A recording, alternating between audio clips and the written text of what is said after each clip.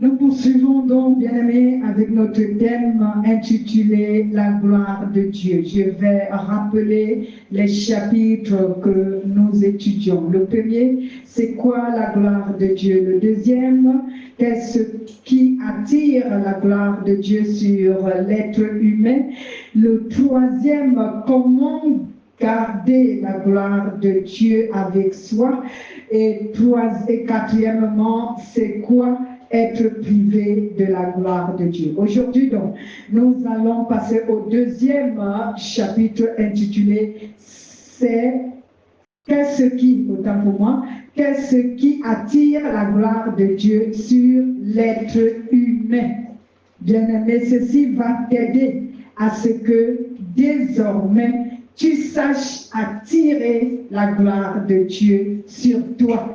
Il est bien vrai que la plupart de tout ce que Dieu nous accorde, cela est une grâce.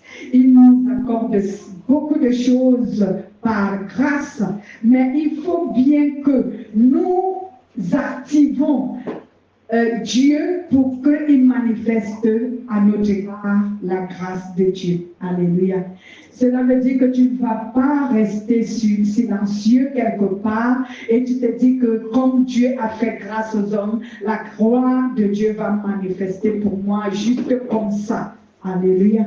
Il y a des puissances qu'il faut activer pour que celui-ci entre en action pour toi. Et la gloire de Dieu est une puissance, nous l'avons appris. La gloire de Dieu est une puissance. Donc il faut donc que tu actives la gloire de Dieu pour qu'elle se mette en action pour toi. Si tu ne l'actives pas, elle ne se mettra pas en action pour toi, bien que Dieu soit amour et qu'il a accordé sa grâce aux gens. Alléluia. Voici donc pourquoi nous parlons de qu'est-ce qui attire la gloire de Dieu sur un être humain.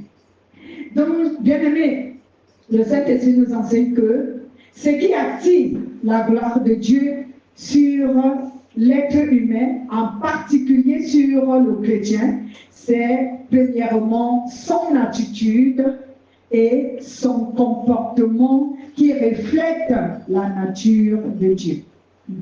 Ça commence par là, bien-aimé.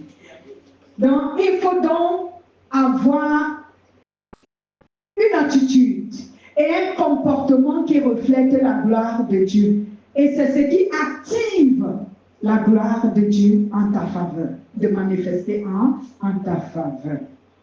Bien-aimé, cela veut dire qu'il y a certaines choses que nous devons faire. Certaines choses que nous devons accomplir. Il y a certains comportements que nous devons avoir pour activer, mettre en mouvement la grâce de Dieu en notre faveur. Et cela commence d'abord par la foi en Jésus. Il faut d'abord que l'être humain ait la foi en Jésus. Cela active la gloire de Dieu. Je vais analyser tous ces points un après un autre. Je vous donne d'abord le résumé de tous ces points. Donc, la foi active la gloire de Dieu. Il y a aussi l'humilité. L'humilité. Il y a également la louange et l'adoration que l'homme adresse à Dieu, surtout lorsqu'elle est faite en esprit en vérité. Donc, en d'autres termes, louer et adorer Dieu en esprit en vérité, cela active la gloire de Dieu.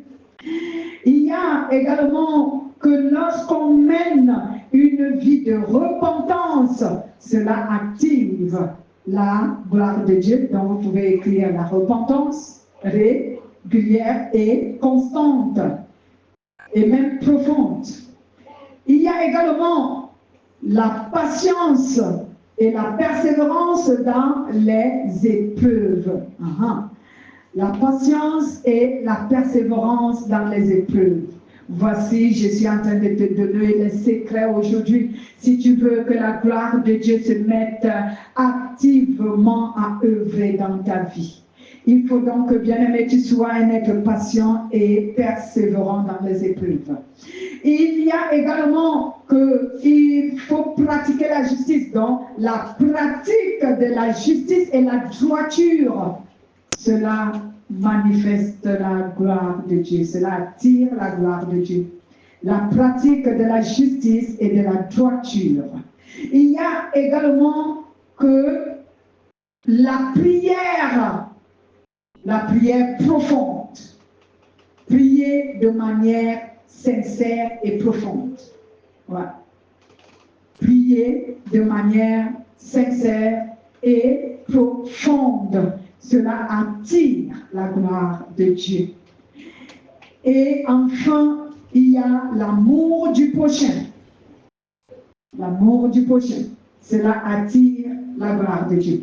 Voici donc ces points dont nous allons analyser pour comprendre comment cela se manifeste, tout ceci, pour mettre en mouvement la gloire de Dieu. Alléluia. Je vais d'abord vous prendre un exemple biblique. Il y avait un homme qu'on appelait Moïse. Moïse était rempli de la gloire de Dieu. Il était revêtu de la gloire de Dieu. Pourquoi? Parce que Moïse avait toutes ses vertus.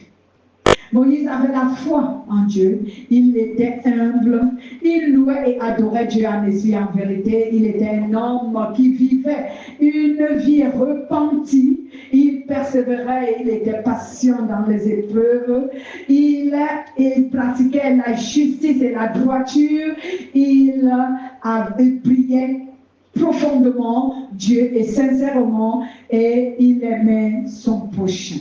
Cela a permis à ce que ce monsieur soit couvert de la gloire de Dieu. Lisons 2 Corinthiens chapitre 3 verset 7 à 13. Mais l'histoire elle-même se trouve sur Exode chapitre 34 verset 29 à 25. Je vais reprendre les références.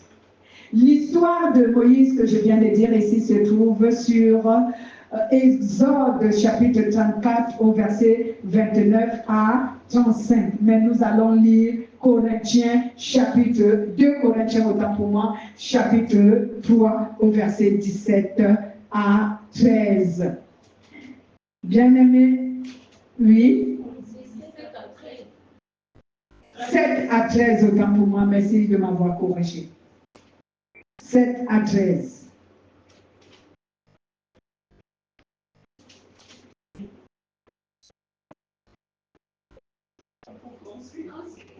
Mais oui, vous devez suivre. Si vous ne suivez pas, tant pis pour vous. Il est donc écrit,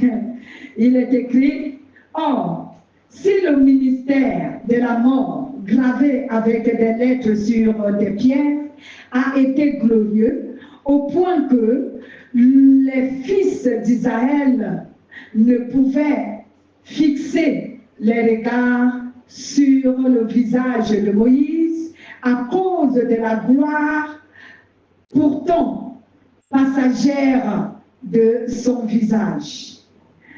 Combien plus le ministère de l'Esprit ne sera-t-il pas glorieux? Si le ministère de la condamnation a été glorieux, à bien plus forte raison, le ministère de la justice est supérieur en gloire. Et sous ce rapport, ce qui a été glorieux ne l'a pas été à cause de cette gloire plus éminente. En effet, si ce qui passe a eu sa gloire, à bien plus forte raison, ce qui demeure est glorieux.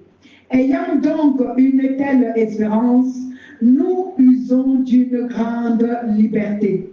Nous ne faisons pas comme Moïse qui mettait un voile sur son visage pour que les fils d'Israël ne fixent pas les regards sur la fin de ce qui n'était pas sur la fin de ce qui était passager, excusez-moi. Mais ils se sont endurcis dans leur pensée, car jusqu'à ce jour, quand ils font la lecture de l'Ancien Testament, le même voile demeure. Il n'est pas enlevé parce qu'il ne disparaît comme Jésus-Christ. Jusqu'à ce jour, quand on lit Moïse, il y a un voile sur les cœurs. Mais lorsqu'on se tourne vers le Seigneur, le Christ, le voile est enlevé. Or, le Seigneur, c'est l'Esprit.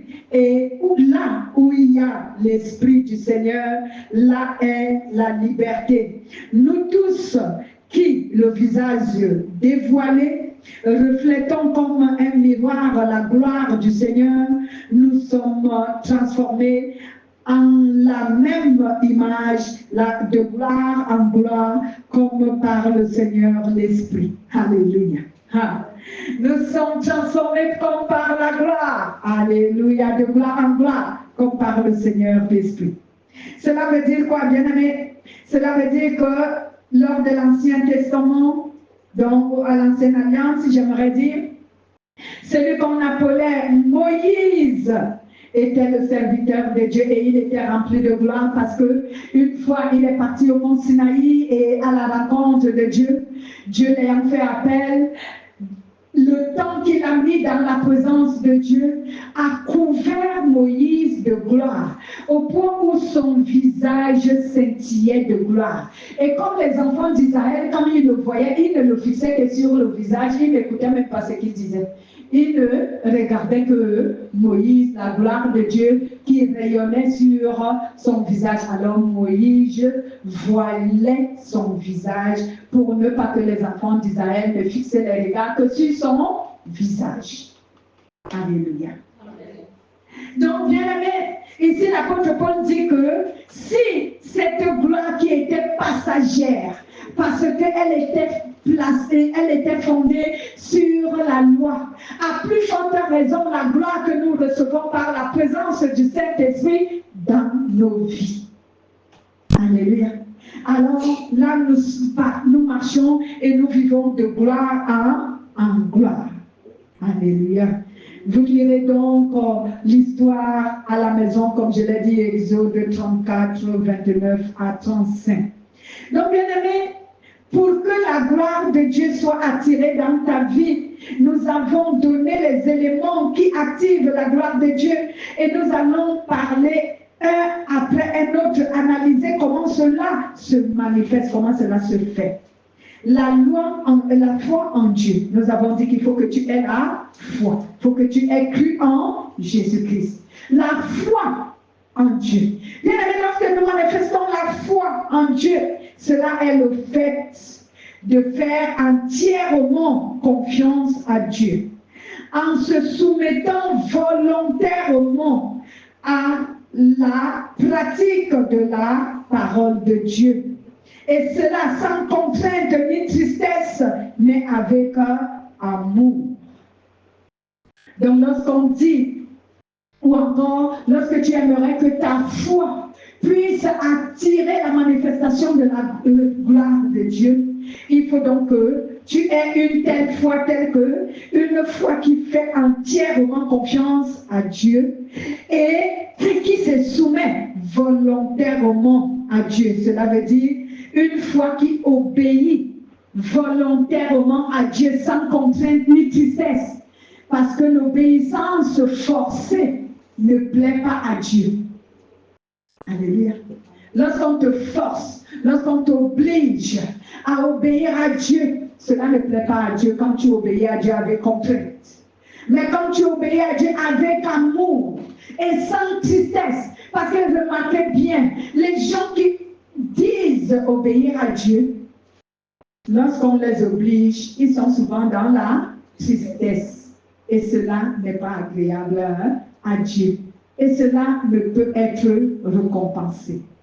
Mais quand tu obéis à Dieu volontairement, avec joie, avec amour, avec une disposition de cœur, cela attire la volonté et la gloire de Dieu. C'est pourquoi on dit donc, ta foi est un élément qui active la gloire de Dieu dans ta vie. Mais cette foi doit être la foi, pas celle qu'on confesse lorsqu'on attend les bénédictions de la part de Dieu. Non, pas seulement cette foi qui confesse que Dieu va accomplir les choses dans ta vie, non, mais la foi qui consiste à obéir à Dieu. Hein? La Bible déclare dans le livre de Romains chapitre 10, à partir du verset 16 jusqu'au verset 17, hein? C'était le récit d'Ésaïe. Ésaïe demande, Seigneur, qui a cru à la parole que nous avons fait connaître et qui a obéi à cette parole? Et c'est pourquoi la foi vient de ce que l'on entend et ce que l'on entend vient de la parole du Christ. Alléluia. Donc il faut donc obéir à la parole. Si tu obéis à la parole volontairement, sans contrainte ni tristesse, bien-aimé, je t'assure que la gloire de Dieu va se mettre en mouvement dans ta vie. Car c'est cela la véritable foi en Jésus-Christ. La Bible nous dit, bien-aimé, sur Hébreux chapitre 11, au verset 6, la Bible nous dit que si quelqu'un s'approche de Dieu, il doit s'approcher de Dieu avec foi. Car celui qui s'approche de Dieu doit savoir que Dieu rémunère ceux qui s'approchent de lui avec un cœur sincère, n'est-ce pas? Donc, si tu n'as pas la foi et que tu t'approches de Dieu, d'ailleurs, comment t'approcherais-tu de Dieu si tu n'as pas la foi? C'est ta foi qui est un guide. C'est ta foi qui est un accès qui te conduit vers Dieu. Alors, si tu t'approches de Dieu, il faut que tu aies la foi. Et ta foi doit être une foi parfaite, comme je le dis ici. Une foi qui est soumise à Dieu par obéissance à sa parole. La Bible nous dit également sur Galates, chapitre 5, au verset 6, si je ne me trompe pas, la Bible nous dit ceci, car en Christ Jésus, ce qui a de la valeur, ce n'est ni la circoncision, ni l'incirconcision, mais la foi qui est agissante par l'amour. Alléluia. En Christ, ce qui a de la valeur, ce n'est pas la circoncision ou l'incirconcision. Cela veut dire quoi? Cela veut dire que, bien-aimé, ce n'est pas le fait de respecter les dogmes. Nous avons parlé la semaine dernière des doctrines qui divisent les chrétiens dans la foi en Jésus et qui les opposent au fait, de telle sorte que d'autres critiquent, injurient, méprisent les assemblées des autres parce qu'ils n'ont pas tous la même doctrine. Donc, ceci veut ici dire la circoncision ou l'incirconcision. Bien-aimés, ce sont des rituels, des dogmes que nous respectons. Ce n'est pas cela qui retient. C'est pas ce qui attire la gloire de Dieu sur nous. C'est pas ce qui est important. Ce qui est important, c'est la foi en Jésus. Mais est-ce que je dis ici que les doctrines que Dieu nous a données dans sa parole, on ne doit pas les observer? Si, on doit observer les doctrines que Dieu nous a données. Et la Bible nous dit, donc, si les autres n'observent pas cette doctrine, ne les traite pas des gens qui n'appartiennent pas à Dieu. Tu n'es sûr de rien. Est-ce que tu es sûr que ta doctrine, Dieu l'approuve et que les autres qui ne l'observent pas, eux, ils sont dans le péché? Est-ce que tu en es sûr? Tu n'es sûr de rien. Si tu observes ta doctrine et tu penses que cela discipline ta vie, alors c'est une bonne chose pour toi. Amen. Mais si les autres ne l'observent pas, ne les tiens pas pour pécheur parce que tu n'en es pas sûr que ta doctrine que tu as élaborée pour discipliner ton église est approuvée par Dieu. Ou cette doctrine sauvera ces gens. Aucune doctrine ne sauve. La seule doctrine qui sauve, c'est l'amour. Alléluia. Lorsque Dieu nous dit dans le livre de Jean chapitre 13 au verset 35, à partir du verset d'abord 34 à 35, il dit, aimez-vous les uns les autres comme je vous ai aimés. Alléluia. C'est cette doctrine qui sauve. Mais l'histoire de ce que met le foulard en priant, ça ne sauve personne, hein? Ça je vous dis. Et pourtant j'ai le foulard. J'ai mon voile sur la tête. Amen. Mais ça ne sauve pas. Pourquoi? Parce que si je porte mon voile avec un cœur méchant, hein? Qu'est-ce qui va me sauver? Parce que j'ai porté un voile? Si je portais une longue robe jusqu'à la cheville, et que l'autre lui est porté pour c'est l'autre personne, l'autre femme, elle est portée sa robe jusqu'au genou ou en dessous du genou. Est-ce que c'est pour autant que je pense que moi je vais hériter le royaume de Dieu et pas elle? Alléluia. Il faut arrêter avec les doctrines. Il faut sensibiliser les gens pour amener les gens à la discipline. Pourquoi est-ce que je recommande à ce qu'on ne porte pas de pantalon? Surtout pas dans l'église. Et à l'extérieur, un pantalon serré, non. Pourquoi? Nous avons appris ce qu'on appelle la séduction. Quand un vêtement est serré, ça montre toute ta forme et ça attire les gens. Et c'est ce qui était un péché. Mais je ne le dis pas dans le cadre que je te dis que si toi tu portais les pantalons serrés et l'autre portait les robes, celui qui portait ou celle qui portait les robes va hériter le royaume de Dieu et que toi tu vas aller en enfer. Ce n'est pas cela mon but. Mon but c'est que tu ne séduis pas et que toi-même tu ne sois pas séduit. Parce que si tu séduis, toi-même tu seras séduit. Tu comprends pourquoi? Parce que la personne que tu as séduite va venir aussi te séduire. Alors pour te protéger toi-même, autant mieux ne pas les porter. Est-ce que vous comprenez mon raisonnement? Et la manière dont le Saint-Esprit me fait comprendre pourquoi il ne faut pas se vêtir de manière indécente. Amen. Donc, nous n'allons pas nous attarder sur la doctrine, bien qu'elle soit importante. Mais il faut que les gens arrêtent à diviser les chrétiens dans la foi à cause de leur fameuse doctrine. Et d'autres doctrines que Dieu n'approuve même pas. J'ai vu dans les réseaux sociaux une femme qui dit que même les collants simples qui nous prennent, qui nous protègent, que même si tu tombes, on ne te voit pas les fesses. Elle dit non, il ne faut pas porter ça, c'est les collants du diable. Ils ont pris les tissus, certains tissus. Comme pour eux, Dieu les parle beaucoup.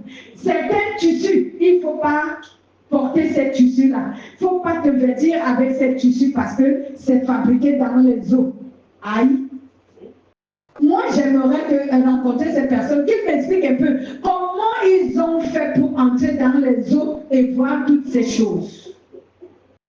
Vous voyez, les gens s'appellent les choses.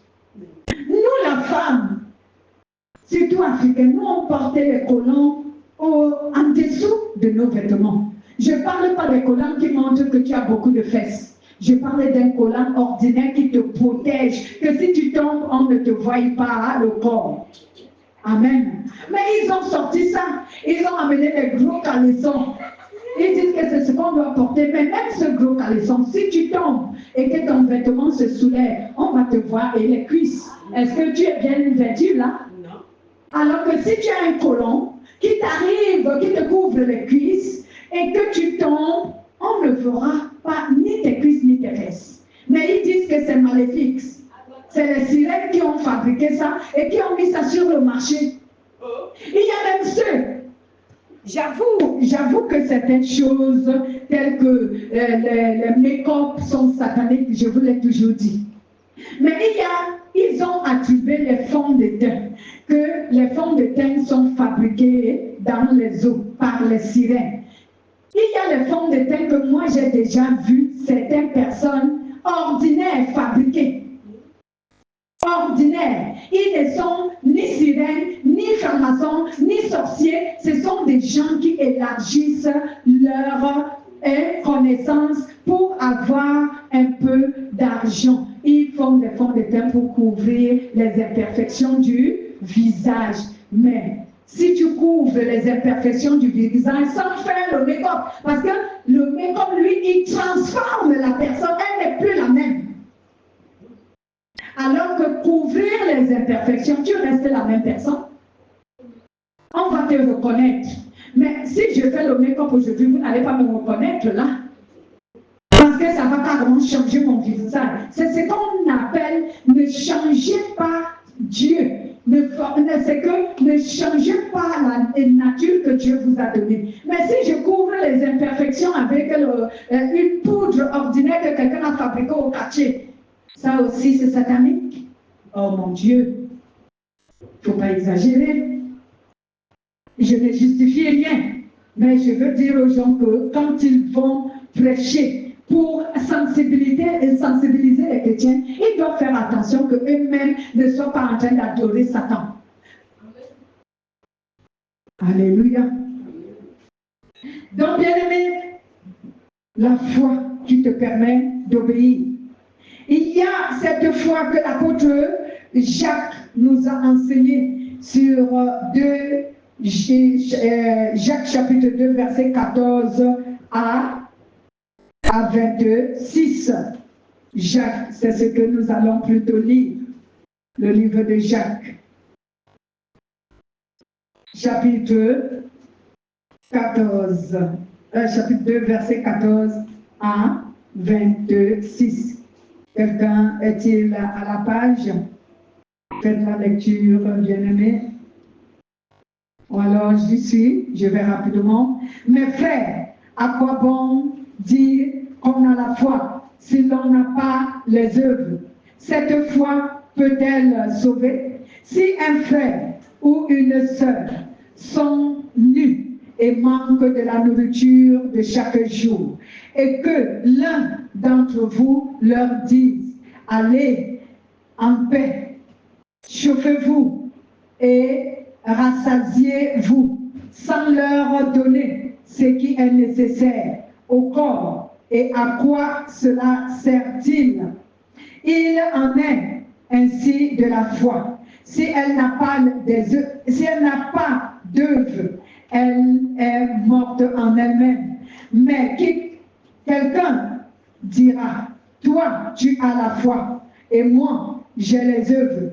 Montre-moi ta foi sans les œuvres, et moi, par mes œuvres, je te montrerai ma foi. Tu crois qu'il y a un seul Dieu, tu fais bien. Les démons le croient. Les démons le croient aussi, et ils tremblent. Mais veux-tu comprendre, homme vain, que la foi sans les œuvres, elle est stérile? Abraham, notre père, ne fut-il pas justifié par les œuvres pour avoir offert son fils Isaac sur l'autel? Tu vois que la foi agissante avec ses œuvres et que par les œuvres, sa foi fut parfaite. Alléluia. Ainsi s'accomplit ce que dit l'Écriture. Abraham crut à Dieu et cela lui fut compté comme justice. Et il fut appelé ami de Dieu. Vous le voyez, c'est par les œuvres que l'homme est justifié et non par la foi seulement. Raya, la prostituée, ne fut-elle pas également justifiée par des œuvres pour avoir reçu les messagers et les avoir fait partir par un autre chemin? Comme le corps sans l'esprit est mort, de même la foi sans les œuvres, elle est morte. Alléluia. La foi sans des œuvres, elle est donc morte. De même que notre corps, s'il n'y a pas l'Esprit de Dieu dans notre corps, nous sommes morts. C'est ce qu'on appelle la mort spirituelle. Alléluia. La foi est donc un élément qui active la gloire de Dieu dans ta vie. L'humilité est le fait, nous passons au deuxième élément, l'humilité est le fait de demeurer et de mener autant pour moi une vie de brisement. Aïe, la plupart des chrétiens ne sont pas brisés. Retourne à ta place, il est là. le brisement. Beaucoup de chrétiens n'ont pas le brisement. Beaucoup de chrétiens n'acceptent même pas le brisement, tellement c'est douloureux. Tellement c'est douloureux que beaucoup de chrétiens ne veulent pas être brisés. Mais si tu n'acceptes pas le brisement, tu ne seras jamais humble. Tous les êtres humains sont orgueilleux. Je t'assure, il y a ceux qui ont un faux semblant, que les gens pensent qu'ils sont humbles, mais tout être humain est orgueilleux. Donc, quand tu viens en Christ, il faut que Christ brise cet orgueil. Alors, si tu n'acceptes pas le brisement, tu ne seras jamais humble. Donc, l'humilité ici est dans le fait de mener une vie de brisement, un abaissement volontaire, une manière de reconnaître tes limites et ton besoin d'avoir Dieu dans ta vie, ta dépendance en Dieu. Il faut que nous connaissions et que nous acceptions d'être dépendants de Dieu. Ce qui veut dire donner la première place à Dieu dans notre vie. Alléluia.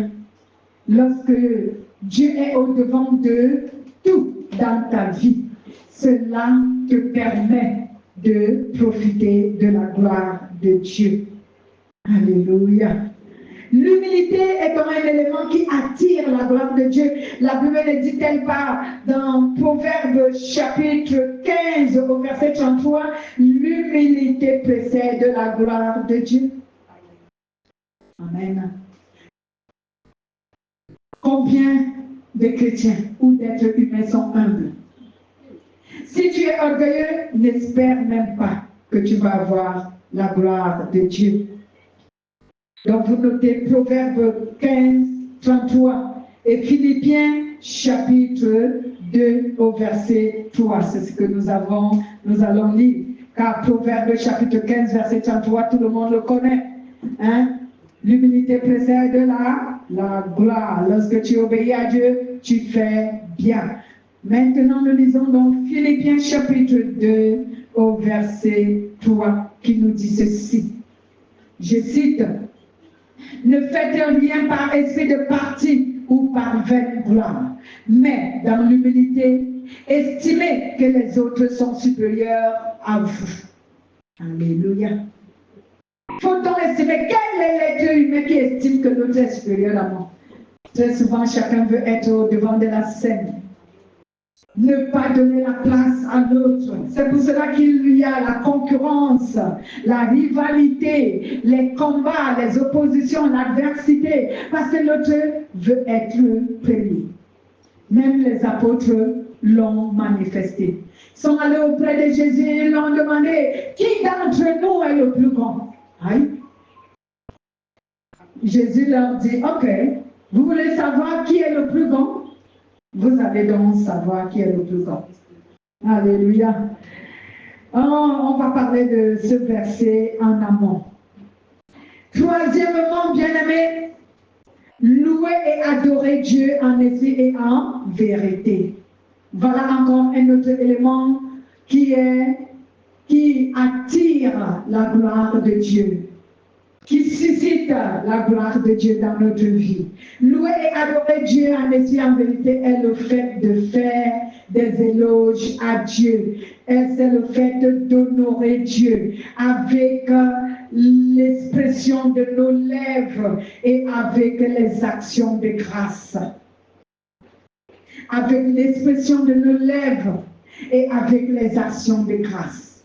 Donc, bien-aimé, lorsque tu loues Dieu avec un cœur sincère, lorsque tu loues et adores Dieu avec un cœur sincère, c'est ce qu'on appelle louer et adorer Dieu en esprit et en vérité. Quand tu loues Dieu par l'esprit, tu vas le louer en vérité et tu seras sincère. Et cela attire la gloire de Dieu. Nous notons Somme chapitre 9, verset 2. Colossiens chapitre 3, verset 17. Actes des apôtres chapitre 16, verset 25 à 26. Le livre des Actes est un exemple que j'ai pris. C'était un exemple de l'apôtre Paul qui, pendant le milieu de la nuit, il louait Dieu et il chantait, lui et Silas, de telle sorte que la gloire de Dieu se manifesta. La prison s'écroula. Acte chapitre 16, verset 25 à 27. Mais nous allons lire Colossiens chapitre 3, verset 17. Colossiens chapitre 3, verset 17. Que nous dit la parole de Dieu. Vous êtes en retard aujourd'hui pour les versets, donc je vais les rapidement. Quoi que vous fassiez en parole ou en œuvre, faites tout au nom du Seigneur Jésus-Christ, en rendant grâce par Dieu, en rendant grâce par lui à Dieu le Père. Alléluia. Donc, quoi que nous fassions, que ce soit pour louer, que ce soit pour adorer Dieu, nous devons le faire au nom de Jésus-Christ. Au nom de Jésus-Christ. Parce que nous avons dit ici que louer et adorer Dieu, c'est quoi? C'est le fait de faire des éloges à Dieu. C'est le fait d'honorer Dieu. De l'honorer avec l'expression de nos lèvres et avec les actions de grâce. Et c'est pourquoi cette référence nous exhorte que si nous le faisons, nous devons le faire au nom du Seigneur Jésus. Parce que bien aimé, sans Jésus, sans le sacrifice de Jésus, j'aimerais dire, aucun de nous n'allait avoir l'opportunité d'adorer Dieu. Si nous adorons Dieu aujourd'hui, c'est parce que Jésus a accompli un sacrifice qui nous a donné cette permission, cette liberté. Lisons également ici le livre de Somme 9, 2. Le livre de Somme, le 9e chapitre, au verset 2, qui nous dit ceci, je cite, « Je célébrerai l'Éternel de tout mon cœur, je rendrai toutes ces merveilles, dont je redirai toutes ces merveilles. » Il est donc bon de louer Dieu, mais il faut le louer en esprit, en vérité, car c'est ce que nous dit Jean chapitre 4 au verset 24 qui nous dit que si quelqu'un loue Dieu, il doit le louer en esprit et en vérité. Alléluia. Cela veut dire que tu dois être sincère. Et la sincérité consiste en quoi dans nos cœurs? La sincérité consiste que dans nos cœurs, il ne doit pas y avoir de l'iniquité, le manque de pardon, la dissension, l'orgueil, la rébellion, l'endurcissement, la réticence, l'hypocrisie, la malhonnêteté, etc. Amen. Tous ces péchés, toutes ces iniquités ne doivent pas être présents dans notre cœur. Nous avons appris que la sanctification du cœur, c'est lorsque notre cœur est lavé de tout péché. Amen. Cela veut dire qu'on ne trouve pas un péché dans notre cœur. Lorsque on le consulte, on ne verrait pas de péché dans notre cœur. Alors, si un cœur n'a pas de péché et il adore Dieu, à ce moment, la louange et l'adoration que cette personne adresse à Dieu suscite la gloire de Dieu. Alléluia. Donc, bien aimé, il y a également une vie de repentance. Cela attire la gloire de Dieu. Une vie de repentance est le fait de reconnaître devant Dieu que tu es un simple immortel et pécheur. C'est d'abord la première chose lorsque tu te repens devant Dieu. Lorsque tu mènes une vie en Christ, mettez-vous debout, vous que dormez derrière. Donc, lorsque tu veux mener une vie de repentance, la pensée de ton cœur doit être celle-ci. je suis un simple immortel et un pécheur devant Dieu. Alléluia. Et de cette pensée, tu vas donc confesser tes péchés à Dieu. Cela veut dire, tu dois rechercher la réconciliation avec Dieu. Amen. Tu dois rechercher la réconciliation avec Dieu. Car c'est ce qui démontre que tu as un cœur brisé. Un cœur qui recherche ici le changement. Un cœur qui veut changer. Alléluia. Lorsque tu mènes, autant pour moi, une vie de repentance, tu es devant Dieu cette personne qui a la volonté du changement. Cette personne qui, autant pour moi, qui désire changer. Alléluia. C'est ce que ton cœur exprime. C'est ce que, bien-aimé, ta repentance exprime que tu désires changer, que tu regrettes, que tu es sincèrement désolé d'attrister Dieu, de le déshonorer, d'être un mauvais témoignage pour son royaume dans le monde, que tu regrettes toute cette attitude, ce comportement. Alléluia. N'oubliez pas, je vais le réitérer, que nous avons dit que ce qui attire la gloire de Dieu sur les hommes commence d'abord, est basé, autant pour moi, cela est basé sur leur attitude et sur leur comportement. Et c'est ce que nous sommes en train de décrire ici. Le comportement et l'attitude qu'il faut avoir pour attirer la gloire de Dieu en soi et dans sa vie. Amen. Donc, mener une vie de repentance, bien-aimé, cela est dans le fait que tu reconnais que tu es un simple immortel et un pécheur devant Dieu et que tu ne peux te justifier autrement parce que à ce moment, tu tiendrais Dieu comme un menteur. Mais comme Dieu n'est pas un menteur, tu rechercheras donc, bien-aimé, la réconciliation avec Dieu. Cela démontre que tu as un cœur disposé et que dans ton cœur, il y a une volonté de repentance. Tu te repens.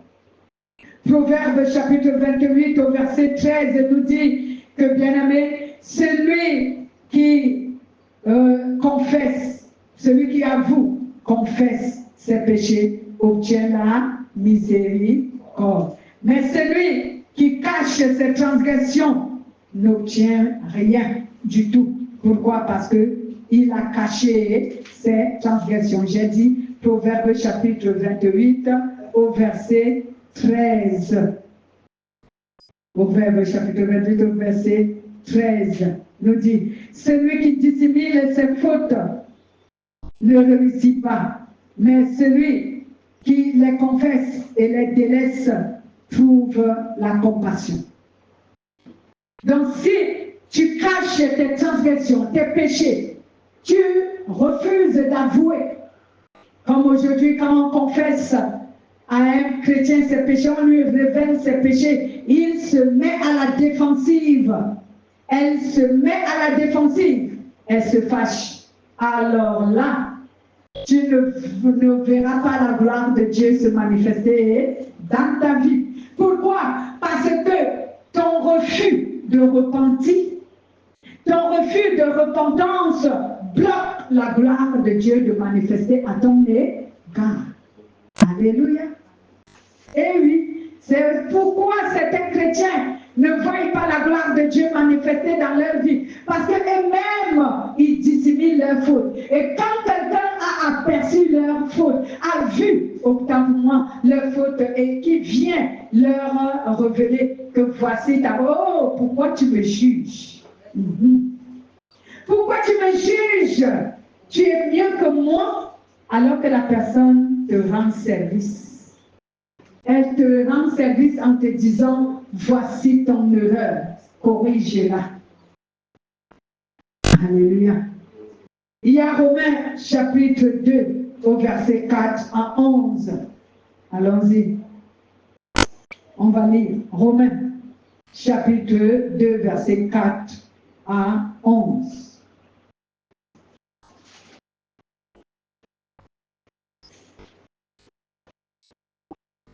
Allez, merci, faites la lecture.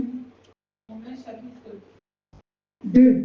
Romains chapitre 2, versets 4 à 11. Ou bien méprises-tu la grande bonté de Dieu, sa patience et sa générosité? Ne sais-tu pas que la bonté de Dieu doit t'amener à changer de comportement? Mais tu ne veux pas comprendre.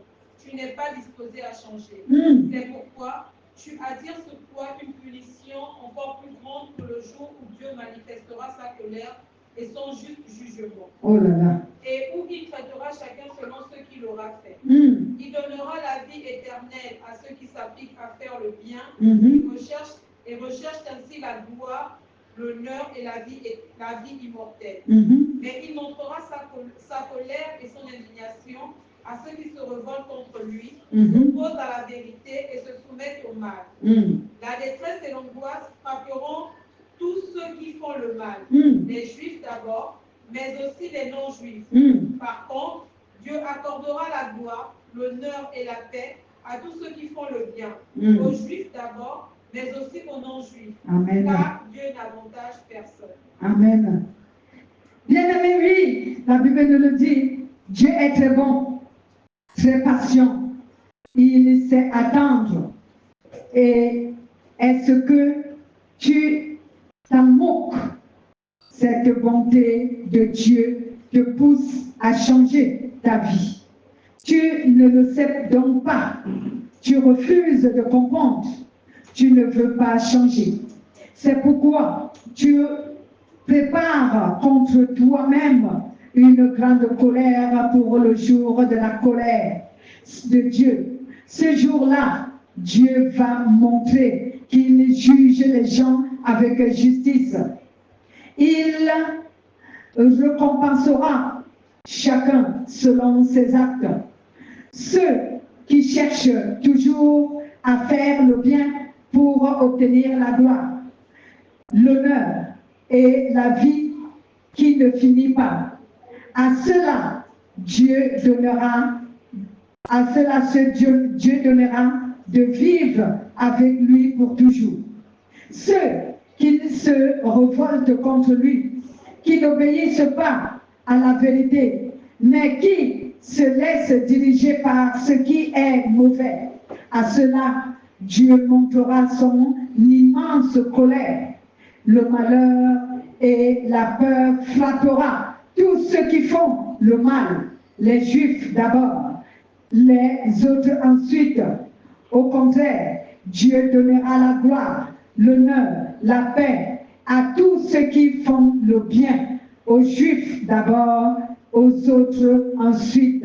En effet, Dieu ne fait pas de différence entre les gens. Alléluia. Donc, Dieu ne fait donc pas de différence entre les gens.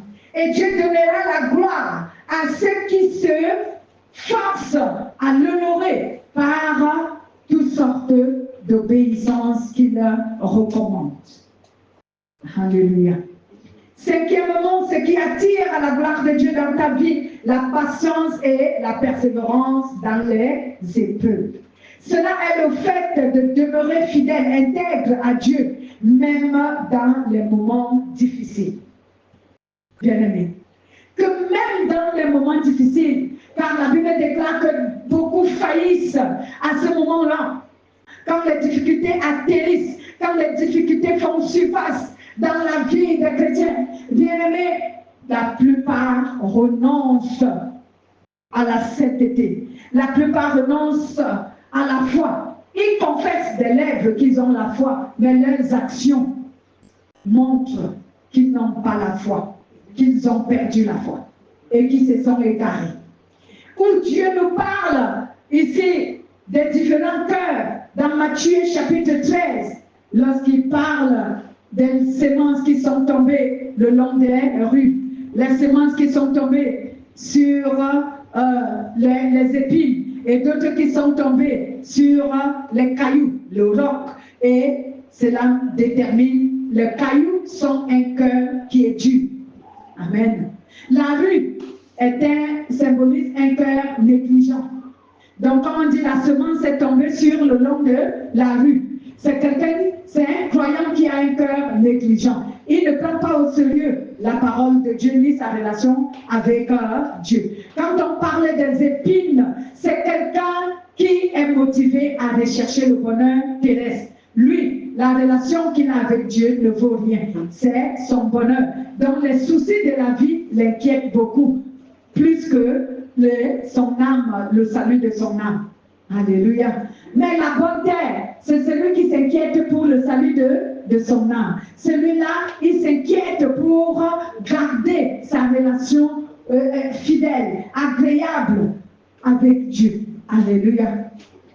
Donc, bien aimé, on parle donc ici de la patience dans les épreuves, de la persévérance dans les épreuves. Donc, si tu ne persévères pas dans les épreuves, tu n'es pas patient envers Dieu.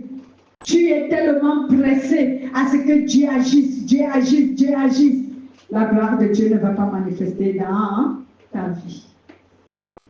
Mais si tu es un être patient, un chrétien patient et persévérant, malgré que tu n'as pas encore obtenu ce que tu aimerais que Dieu te donne, mais tu es patient dans les épreuves, tu es patient, tu attends que Dieu le fasse quand il voudra, tu demeures obéissant, soumis, fidèle, honnête, intègre à Dieu, fidèle, saint, juste, alors Dieu Tout-Puissant va manifester pour toi sa gloire. Cela attire la gloire de Dieu. Alléluia. J'ai parlé de Matthieu chapitre 13 jusqu'au verset 40e. Excusez-moi. Je vais regarder pour vous donner les chiffres. Matthieu 13, verset 1 à 23. Voilà. Il y a également 1 Pierre, chapitre 1, verset 3 à 7. On va lire 1 Pierre. 1 Pierre, chapitre 3. J'ai dit quoi? Excusez-moi, chapitre 1, verset 3 à 7. Voilà, lisez si vous êtes à la page. Si vous n'êtes pas à la page, je ferai la lecture. Oui, chapitre 1. Chapitre 1. Louons Dieu, le Père de notre Seigneur Jésus-Christ. Dans sa grande bonté, il nous a fait naître à une vie nouvelle, en relevant Jésus-Christ d'entre les morts. Nous avons ainsi une espérance vivante, en attendant les biens que Dieu réserve aux siens. Ce sont des biens qui ne peuvent ni disparaître, ni être salis, ni perdre leur éclat. Amen. Dieu vous les réserve dans les cieux. À vous que sa puissance garde par la foi en vue du salut, prête à se manifester à la fin des temps. Amen. Vous vous en réjouissez, même s'il faut que maintenant vous soyez attristés par un peu de temps, par toutes sortes d'épreuves. L'or lui-même, qui est périssable, est pourtant éprouvé par le feu. Tout à fait. De même, votre foi, beaucoup plus précieuse que l'or, est mise à l'épreuve afin de prouver sa valeur. C'est ainsi que vous pourrez recevoir louange, gloire et honneur quand Jésus-Christ apparaîtra. Amen. Afin que votre foi, bien plus précieuse que l'or périssable, cependant, éprouvée par le feu, se trouve être un sujet de louange, de gloire et d'honneur lors de la révélation de notre Seigneur et Sauveur Jésus-Christ. Donc, bien-aimé, tu dois persévérer dans les épreuves. On ne fuit pas l'épreuve. C'est comme un soldat qui a déserté. Voilà. Si tu désertes, tu perds. Il faut avancer. Alléluia. Septièmement, bien-aimé, ou encore sixièmement, je veux dire, le sens de la justice et de la droiture. Il faut avoir un sens de la justice et de la droiture. Cela est le fait d'observer, bien-aimé, la justice de Dieu en toute droiture et vérité, au-dessus de toute contradiction. Cela, bien-aimés, montre notre engagement à respecter nos valeurs chrétiennes, à respecter notre éthique en Christ. Bien-aimé, quand tu es juste et droit, au-delà de l'opposition, au-dessus de toute contradiction, au-dessus de tout combat, obstacle, adversité, tu dois demeurer juste et tu dois pratiquer la droiture. Amen. Cela attire la gloire de Dieu, bien-aimé. Lorsque tu as un sens de la justice et que tu vis une vie de justice, lorsque tu es droit, intègre, lorsque tu aimes la vérité et vis la vérité, au-delà des obstacles, des contradictions, au-delà des persécutions, des oppositions, à ce moment, bien-aimé, Dieu te manifeste sa gloire. Parce que c'est un moyen de démontrer l'éthique chrétienne et notre valeur qui est chrétienne. Alléluia. Bien-aimé, pourquoi aujourd'hui les chrétiens ne sont pas valorisés? Pourquoi ils ne sont pas respectés? Pourquoi Dieu lui-même ne valorise pas la plupart des chrétiens? Parce que ces chrétiens-là ne sont pas justes. Quand tu n'es pas juste, Dieu va t'exposer, il ne va pas te valoriser. Alléluia. Il ne va pas te protéger. C'est pour cela que vous voyez aujourd'hui, beaucoup de chrétiens vivent l'humiliation. Pourquoi? Parce qu'en fait, ils ne sont pas justes. Nous voyons sur les réseaux sociaux les gens qui parlent mal des églises de réveil.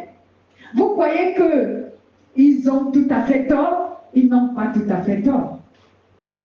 Il y a tellement de dépravation, il y a tellement de menteurs, il y a tellement, bien-aimés, de satanistes, il y a tellement de secticistes dans le christianisme, au point où on est tous confondus. Qui est dans la vérité et qui ne l'est pas? Bien-aimés, le sens de la justice, la droiture, l'honnêteté n'est plus dans la plupart de ceux qui confessent Dieu. C'est le mensonge, la tromperie, la ruse. Oui, la sagesse du diable, c'est la ruse. C'est cela. On doit donc, bien aimé, si tu veux que la gloire de Dieu manifeste dans ta vie, il faut que tu aies un sens de la justice, il faut que tu mènes une vie de justice et de droiture. Voici donc pourquoi vous voyez la plupart des chrétiens ou des leaders religieux et chrétiens, de ceux qui se disent serviteurs et servants de Dieu, vont chercher la gloire des hommes pour l'attribuer à la gloire de Dieu et dire que Dieu les glorifie. C'est pour cela que leurs églises sont grandes. C'est pour cela qu'ils roulent sur les grandes voitures. C'est pour cela qu'ils font des voyages et des voyages. C'est pour cela qu'ils disent la gloire. Quelle gloire? Ce n'est pas la gloire de Dieu, je suis désolée, ça.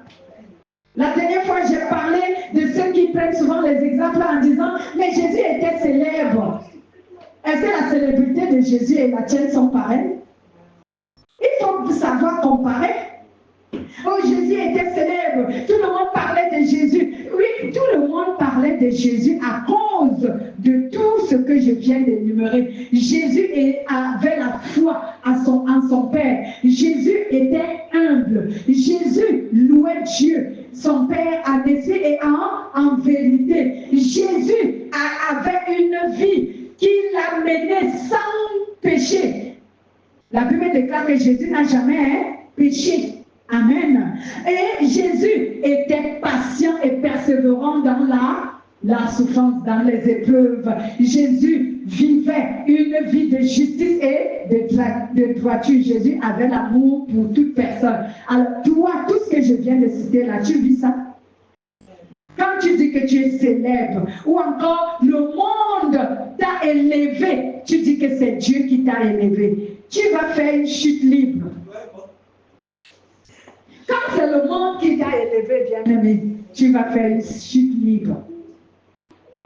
Quand Dieu va décider de te faire descendre de ton piédestal où tu es monté, alléluia, tu n'auras que tes yeux pour pleurer.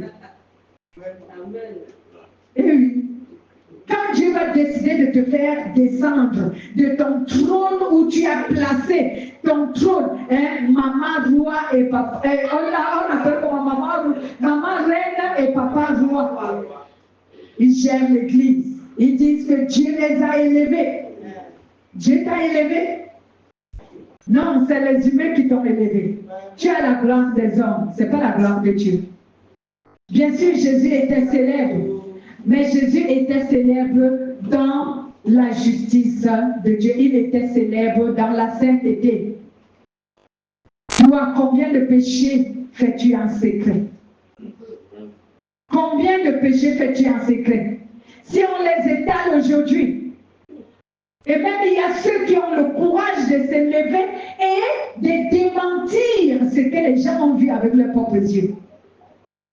Ils démentissent, alors que ce qu'on dit est vrai. Mais Dieu nous a dit que tout ce qui est fait sur cette terre n'est pas caché. Au jour opportun, tout cela sera dévoilé et mis en nu. Rien n'est secret devant Dieu. Dans le sens de la justice, bien-aimé, c'est la droiture, c'est la vérité, c'est l'honnêteté. Au-delà de toute opposition, de toute contradiction, tu dois demeurer honnête, bien-aimé. Cela montre notre engagement à respecter notre valeur chrétienne. Cela fait en sorte que nous donnons la valeur à la foi que nous disons avoir pour Dieu. Vous notez Luc chapitre 3, verset 10 à 14, 2 Timothée chapitre 2, verset 22, 2 à 22, 6. 2 Timothée, chapitre 2, verset 22 à 26. Quelqu'un prend 2 Timothée et moi je vais sur Luc. Luc, chapitre 3, pour qu'on soit rapide, parce qu'on commence à épuiser notre temps. Oui, Luc, chapitre 3.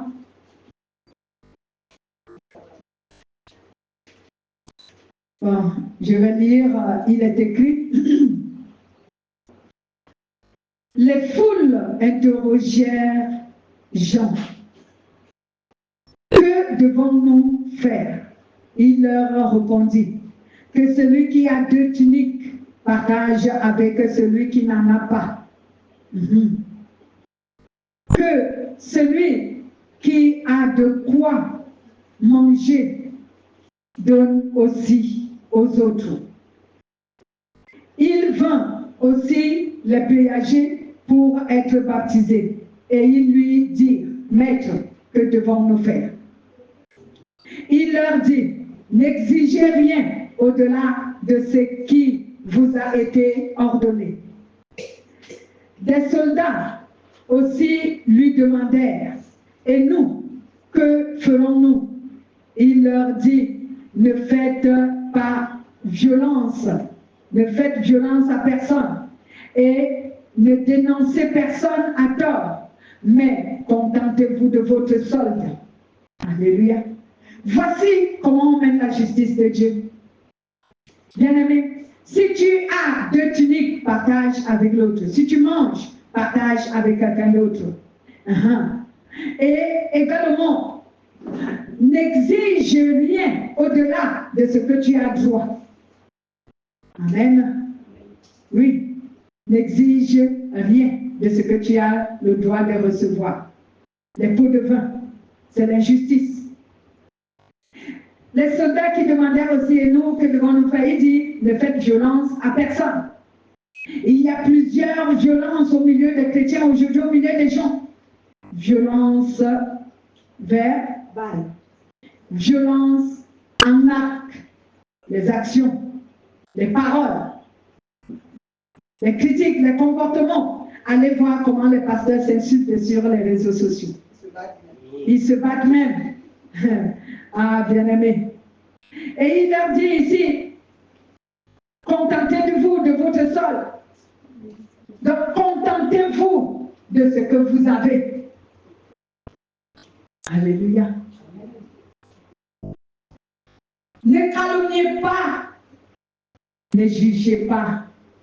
Laissez la parole juger. Cela veut dire que quand tu te tiens devant les chrétiens pour leur parler, ou devant les hommes pour parler, ou devant les autres, et que vous êtes invités à vous édifier, n'insulte pas l'intelligence de l'autre.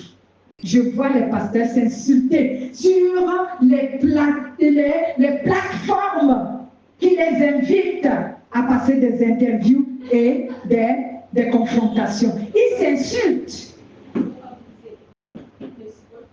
Ils s'insultent, oui, effectivement, ils ne sont pas brisés. Ils ne sont pas brisés. L'autre insulte l'intelligence de l'autre. Et bien, ce qu'ils oublient, c'est que l'apôtre Paul a dit, chacun de nous connaît en partie. Donc, si ce que tu connais, moi, je n'avais pas encore cette connaissance, donne-la moi tout simplement, mais sans insulter mon intelligence. Parce que ce que je connais aussi, tu ne le connais pas. Ce que je sais, toi aussi tu ne le sais pas. Alors faisons échange. Donne-moi ce que tu sais et que tu connais et qui s'accorde à la volonté de Dieu. Et moi aussi je te donnerai ce que je sais et qui s'accorde à la volonté de Dieu. Maintenant, ils se mettent à s'insulter, à se tirailler et c'est comble de malheur. Ce qui m'intrigue souvent, c'est qu'ils n'ont pas honte. Parce qu'ils voient celui qui les a invités rire. Ils ne savent même pas que celui-là, c'est un rire satanique. C'est le diable qui est en train de se moquer d'eux. Que regarde-moi. Il dit à Dieu, regarde, tu as dit que ce sont tes enfants. Regarde tous les deux comment ils sont en train de faire ce qu'ils font. Alléluia. Donc le représentant qui est souvent au milieu d'eux est animé d'un esprit diabolique. Et c'est pourquoi il se moque souvent d'eux. Et c'est pourquoi il leur pose des questions qui sait que ces questions vont les opposer. Et il les incite à s'insulter. Et parce que ces derniers, ils ne sont pas brisés, ils ne sont pas sanctifiés dans leur cœur et ils n'ont pas de l'amour. Alors ils se mettent à s'insulter. Là, sur les plateformes, ils s'insultent. Bien-aimé. Oh mon Dieu, pitié. Que Dieu pardonne. Lisez 2 Timothée 22, chapitre 2, versets 22 à 26. Allez-y rapidement. Puis les passions de la jeunesse, recherche la droiture, Amen. La foi, l'amour, la paix, avec ceux qui d'un cœur pur font appel au Seigneur. Amen. Mais rejette les discussions folles et stupides. Tu sais qu'elles suscitent des querelles. Or, un serviteur du Seigneur ne doit pas se quereller. Or, un serviteur du Seigneur ne doit pas se quereller. Allez-y, bien-aimé. Il doit être aimable envers tous, capable d'enseigner et de supporter les critiques. Ça, capable de faire quoi? D'enseigner et de supporter les critiques. Donc, lorsque toi et moi nous sommes sur une plateforme, ou encore lorsque toi et moi on se rencontre en échange, même si tu me critiques, je dois être capable de supporter cette critique. C'est cela, la sainteté, la justice, le brisement. Allez-y. Il doit instruire avec douceur ses contradicteurs. Oui. Dieu leur donnera peut-être l'occasion de changer de mentalité et de connaître la vérité. Amen. Ils retrouveront alors leur bon sens et se dégageront des pièges du diable qui les a attrapés et soumis à sa volonté. Alléluia. Donc, ce qui veut dire que si je me tais, parce que je sais que ce que je dis, si cela est la vérité, un jour, Dieu te convaincra de ce que je t'ai dit. Alors, à plus forte, pourquoi donc me fâcher, m'insulter avec toi, me déchirer avec toi? Je me tais parce que je sais que ce que j'ai dit. Un jour, tu seras convaincu que c'est moi qui te dis la vérité. Amen. Septièmement, ce qui attire la gloire de Dieu dans nos vies, bien-aimés, c'est l'amour des autres, l'amour du prochain. La prière profonde, voilà, excusez-moi. Voilà, la prière profonde est le fait d'être constamment dans la présence de Dieu. Alléluia. La prière profonde est le fait d'être constamment dans la présence de Dieu pour discuter avec lui au sujet de ce qui concerne le salut, au sujet de ce qui concerne le royaume de Dieu et même sur d'autres choses que Dieu te suggérera. Donc lorsqu'on dit que, bien-aimé, la prière attire la gloire, il faut une prière sincère, il faut une prière profonde. Cette prière qui est profonde, qui est sincère, attire la gloire de Dieu. Et cela, il faut donc que constamment tu sois dans la présence de Dieu. Et la prière qui est sincère et qui est profonde, c'est cette prière qui est basée sur le fait que tu dois parler de Dieu, de son salut. Tu dois parler avec Dieu de son salut et de son royaume. Bien-aimé, que ta prière n'est pas pour sujet les choses terrestres, mais localise deux objectifs, le salut et le royaume de Dieu. C'est sur cela que tu dois focaliser tes prières. Chaque fois que tu es dans la présence de Dieu, cherche des prières qui vont dans ce sens et fais-les. Alors Dieu lui-même, s'il veut te suggérer un autre sujet, il le fera. Et même d'ailleurs, notre vie chrétienne n'est basée que sur ces deux choses, le salut et le royaume de Dieu. Même notre vie dans le monde n'est basée que sur le salut et le royaume de Dieu. Alléluia. Les choses terrestres passeront. Si Dieu veut te donner une chose terrestre et qui t'incite à prier en ce sujet, alors tu pourras le faire.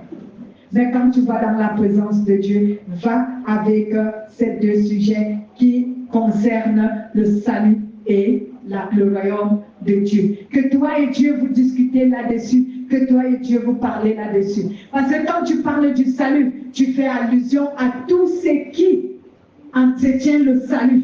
Qu'est-ce qui entretient le salut? La foi, la méditation de la parole de Dieu, la recherche de la justice, l'amour, la sainteté. Alléluia. Tout cela entretient la foi, la fidélité, la pureté, le pardon qui entre dans le cadre de l'amour.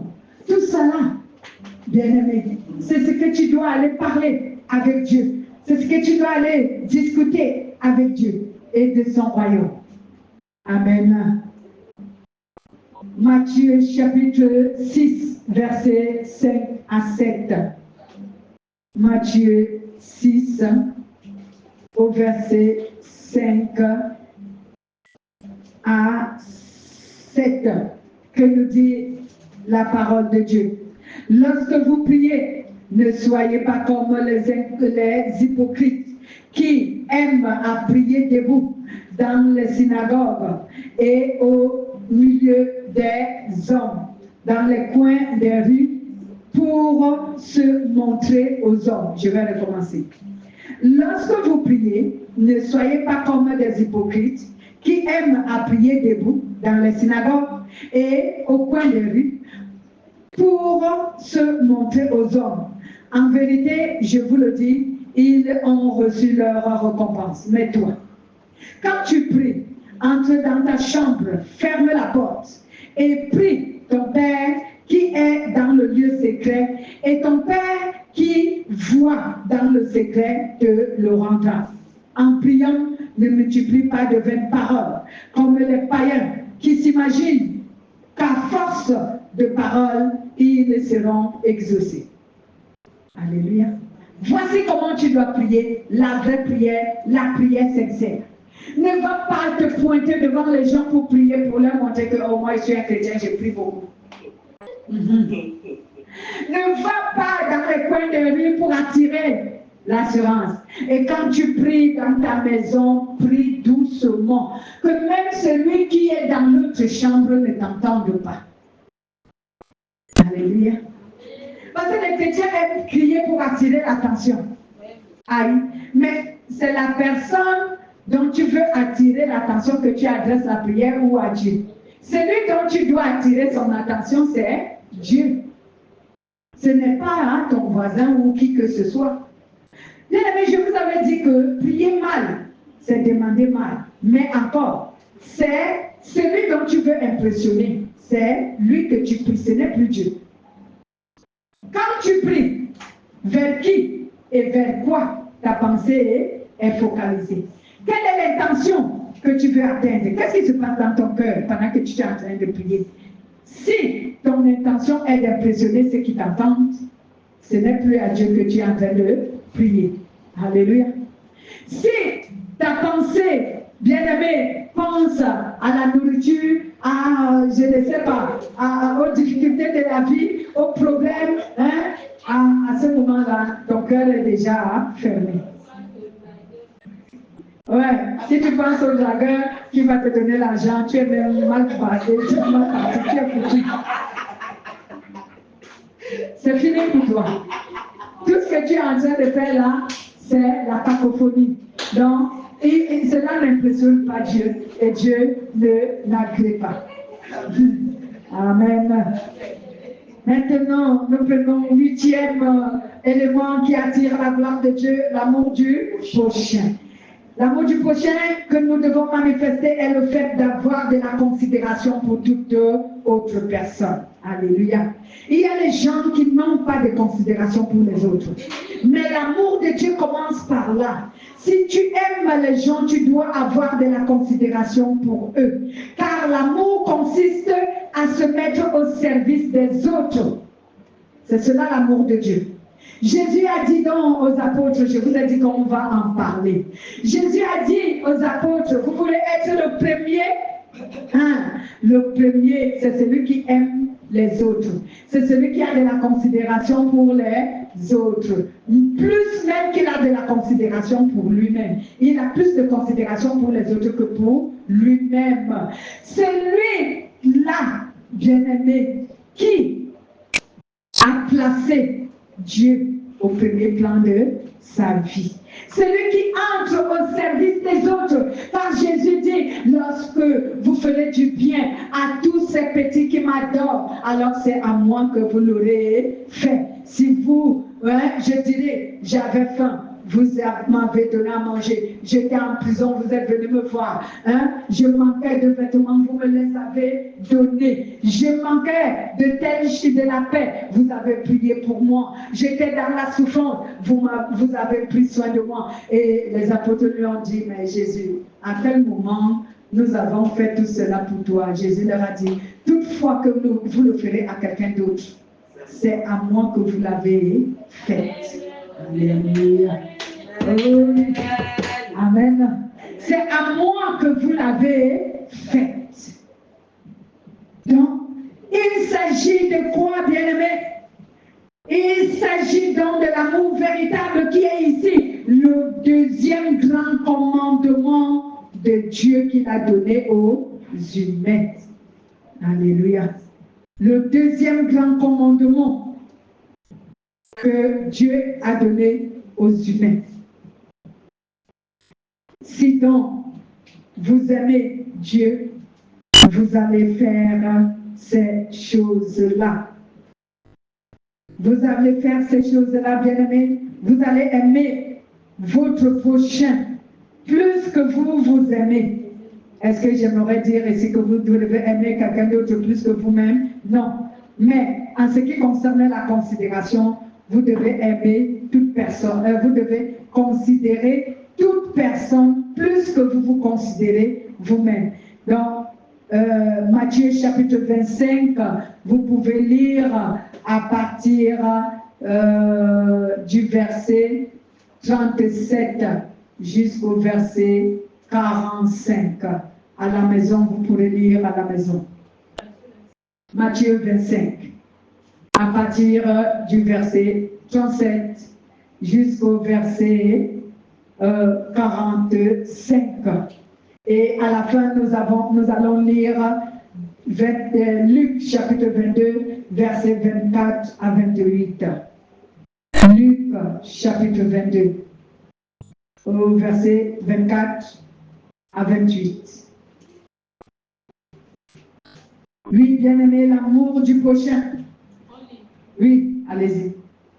Luc 22, 24 à 28. Les disciples se mirent à discuter vivement pour savoir lequel d'entre eux devait être considéré comme le plus important. Jésus leur dit, les rois des nations leur commandent et ceux qui exercent le pouvoir sur elles se font appeler bienfaiteurs. Mais ils n'ont pas ainsi pour vous. Oui. Au contraire, le plus important parmi vous doit être comme le plus jeune.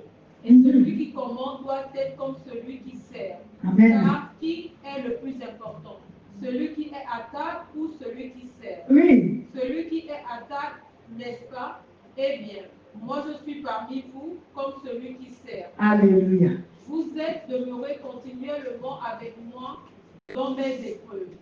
Et de même que le Père a disposé du royaume en ma faveur, de même j'en dispose pour vous. Vous mangerez et boirez à ma table dans mon royaume, et vous siégerez sur des trônes pour juger les 12 tribus d'Israël. Amen. On s'arrête là. Donc, bien aimé, l'amour du prochain, l'amour des autres. Jésus a dit que c'est lui qui dit avoir de l'amour pour les autres. C'est lui qui dit que lui, il connaît l'amour que Dieu a recommandé aux chrétiens de manifester les uns pour les autres. Celui-là, c'est celui qui est au service de ses frères et de ses sœurs. Mais aujourd'hui, beaucoup se lèvent et disent, oh moi j'aime mes frères, j'aime mes sœurs, la famille chrétienne, mais c'est eux qui sont à leur service. Ils viennent laver les assiettes de sa femme. Ils font le ménage dans sa maison. Et ils n'ont pas de salaire. Ces pasteurs-là vont être punis. Ils vont être punis. Les chrétiens travaillent pour eux. Ils ne les payent pas. Ils disent que c'est l'amour. Et pourtant, Jésus qui était le maître, c'est lui qui a lavé les pieds des apôtres. Jésus qui était le maître, c'est lui qui servait les apôtres. Que celui qui dit qu'il aime doit être au service de son frère. C'est celui qui sert qui manifeste l'amour, pas celui qui reçoit le service. Alléluia. C'est celui qui sert qui aime, pas celui qui reçoit le service. Si toi tu es là, que tu ne fais que recevoir les services de la part des autres, tu n'aimes pas. Tu n'aimes pas. Ce sont ceux qui te servent qui t'aiment. Alléluia. Que le plus grand devienne comme le plus petit. Nous voyons même un exemple dans notre famille. Nos parents nous disent qu'ils nous aiment. Ils prennent soin de nous. Ils nous envoient à l'école. Eux aussi nous servent. Nous aussi, à notre tour, pour les démontrer que nous les aimons, nous aussi on doit les servir d'une manière ou d'une autre. Alléluia. C'est ça l'amour. L'amour, c'est servir. C'est ça l'amour de Dieu. L'amour de Dieu, c'est pas confesser des lèvres, ceci ou cela, non. L'amour de Dieu, c'est entrer au service des autres, servir les autres. Mais ce qu'ils font aujourd'hui, donc quand tu vois une église que c'est les chrétiens qui viennent laver la vaisselle de maman pasteur, et ses vêtements, et toutes choses ils font, ce sont ces chrétiens qui l'aiment. Lui ou elle ne les aime pas. Parce que qu'est-ce qu'il fait pour eux? Mais les prières qu'il dit prier pour eux, il ment, il ne prie pas. D'abord, il a d'abord prié pour ses propres problèmes. Lui-même, il en a là. Oh oui, ils ont plus de problèmes que tout le monde. Ils sont préoccupés à laver leur image. Ils ont le temps de prier pour vous. Ils n'ont pas le temps. Ils ne songent qu'à laver leur image, à embellir leur renommée, à remplir leurs églises. C'est tout ce à quoi ces pasteurs-là pensent. Ils ne prient pas pour vous. Je vous le dis la vérité, ils ne prient pas pour vous. Ils sont préoccupés à leur célébrité. Ils ne prient pas pour vous. Quand ils se pointent là devant les réseaux sociaux avec 2 prières à 2 balles, que Dieu vous pardonne, que je dis cela, que j'utilise ce langage, ils vous font croire qu'ils prient pour vous. Ils ne prient pas pour vous. Amen. Ils prient pour leur intérêt. Alléluia. Donc, bien aimé, voici donc ce qui te permet d'attirer la gloire de Dieu dans ta vie. Amen. Voici ce qui te permet d'attirer la gloire de Dieu dans ta vie. Voilà les éléments. La foi en Dieu, l'humilité, la louange et l'adoration que tu fais en esprit et en vérité. Oui, mener une vie de repentance, être patient et persévérant dans les épreuves, pratiquer la justice et la droiture. Oui, bien-aimé, prier selon la volonté de Dieu et aimer ton prochain en le considérant mieux que tu te considères toi-même. Amen.